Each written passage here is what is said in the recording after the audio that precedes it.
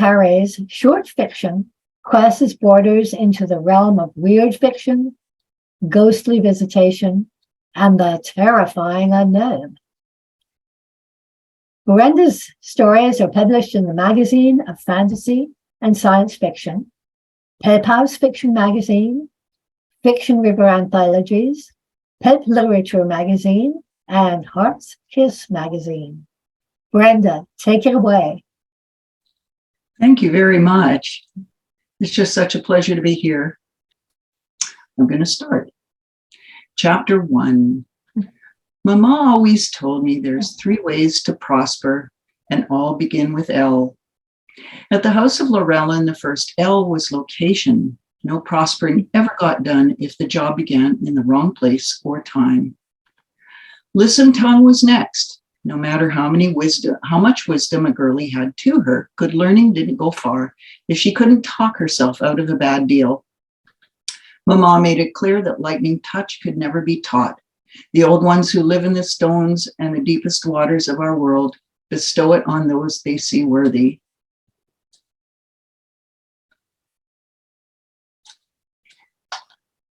Be glad if you aren't chosen, Mama said. The power's harsh, and such as we do not make old bones. You might be my daughter, but it isn't a given you will be chosen like I was. Nor did I want to be. Using a lightning touch to quell storms and to summon the lords of the oversea had turned Mama contrary enough to scare the shite out of everyone en route. We all set our sails every morning by whether her temper blew fair or foul. Even bloated Grand Corsair and my devious Uncle Vongi feared to cross her. Nonetheless, Mama's wisdom rolled coins into our leathern coffers and stocked our larders, paneled our hall of poisons and filters, and put white Dulcindorian marble on our dance floor. The House of Lorellen brought us teachers and students, mostly girlies, from all across the oversea. To the world at large, our stated courses were dancing and music, history, language arts, and science, with herbology and healing arts included. Even so, we kept our personal drinking vessels and our meat knives in permanent reach. Sparring and knife work tested us to the edge of reason, sometimes breaking bones. Mama's acceptance of students always came with a warning that accidents happened and death could be an end.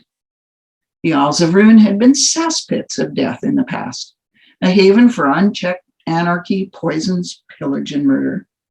Thanks to Mama, Rune's Corsair brethren had turned halfway decent, with some freebooting thrown into the mix. Now there were 2 factions, one being the captains who backed Mama's Runish law, and the others being captains and crew who backed Uncle Vongi's plans to seize himself a foreign power.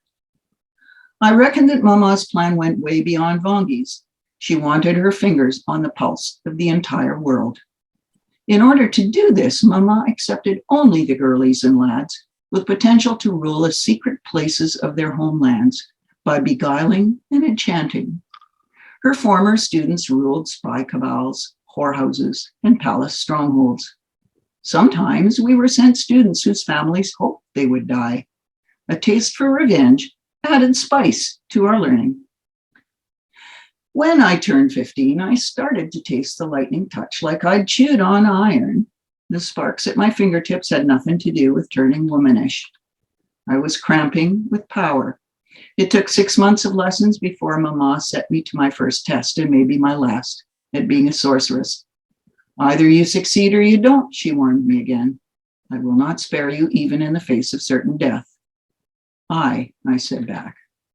I'd learned not to cry, not to bend. Her teachings and lightning touch had come with more than hard words.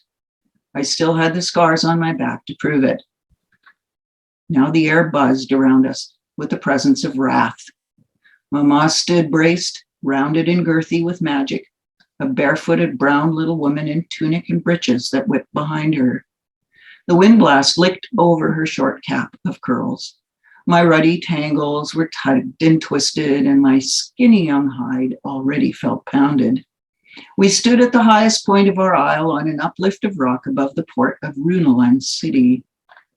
My test was to quell a raging typhoon and turn it back on itself. Just a few breaths earlier, the sun had been hot enough to bake a tunny.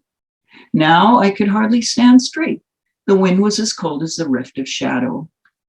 a few breaths more, we'd be caught by a vertical spray of stinging rain and sea, and whatever storm rack it blew at us. A towering cloud rolled toward us with a crack and a roar of raw power. Here was a tempest ready to screech tiles off roofs and send them to cut off our heads. Here was the kind of South Sea storm that pulls date palms out by the roots and spears them through plantation walls. Every time Mama had faced such storms, she faced death. But she faced death often enough. She'd had the skill to play with her power. I was a raw beginner next to her. Fighting back a typhoon could strip the flesh off me and leave me quivering and begging to die, while Mama fought the storm in my stead. Should I succeed in gripping this storm, I could go half mad from power, like Mama, or even bend the lightning touch by accident and sink Rune to the bottom of the oversea. Dig, said Mama, as the first heavy gust hit us hard with a wail and a whump. Trained always by a few almost deaths, I put terror aside and dug my bare toes into red grit, feeling my temples burn. I spoke the name of the Old One as fact, not plea. This, the ancient who creeps and crawls and burns in the crust of our nation. At my call, he answered, sliding his will into me. A tremor shook me from my dug-in toes to the burning crown of my head. It plucked scalding tears from my eyes and blood from my nose. I stood on knee joints, turned to fire. I watch, I screamed at the wind in Runish. My ears popped like two corks from two bottles as I let go of my body. Mama Llewellyn looked on, with her knuckles clenched to her stiffened jaw. Her round face rain dripping, worried. Her fathomless eyes were two pits of unknowing. I watched from afar like a mariner, staring through the wrong end of a spyglass. My body stood frozen in place, torn between fire and storm, wet to the skin. My hair sparked from the seethe of lightning I knew was there in my body. I watched, curious, from a place of no pain, while a typhoon storm and the Old One of Rune fought for power. The sideways rain stopped as he won. The Old One had seized the storm in his dragonish claws and swallowed sweet power like honey.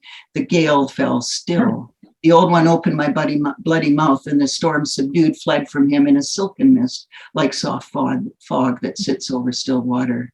The typhoon no more, it sparked in the light of the morning, and the sun returning. Alas for me, I returned also into a body convulsed with agony and weight. My test wasn't over. My raw scream came out filled with brimstone and terror and blood. Mama took me in hand as I gagged and choked, turning me onto my side on the rock so I'd not drown in my own bloody vomit. I burned through and through as if scalded to the bone. Bear it, Gret. You can do this. You must. I taught you how. With the two of us working together, what can we not do to seize the whole world into our power? The burns will fade swiftly. Lies. I hated her for not telling me the truth. Mama seemed no more than a lump of shadow. She was a nothingness with a voice as the dark overwhelmed me. Thank you. I'll put some links in the chat and I'll be around. Thank you.